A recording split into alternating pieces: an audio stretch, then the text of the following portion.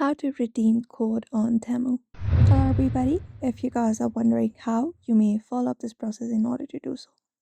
So for that, you can open up the Temu application first onto your device, and once you open it up, you should be finding this given interface. Now from the given interface, you should be finding all of the products that they are selling. Now in order to redeem the code, what you can do is you can look for the U tab in the bottom right corner in the bottom of your screen. So just go ahead and tap on it in the middle of your screen, and once you go ahead and tap on it, you can go ahead and look out for these options on your screen. Now from the given options, look out for coupons and offers, and then tap on it. And once you tap on it, coupons and offers, here we will be getting an option to enter up a coupon code.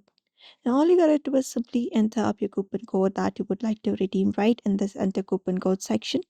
Type it in here. After that, tap the applied right beside it. And once that is done, your coupon code should be redeemed on Temu application. So you can also follow the similar process in order to do it. So I hope this video was helpful. Give it a thumbs up and subscribe for more tips and tutorials, and we will see you on the next video.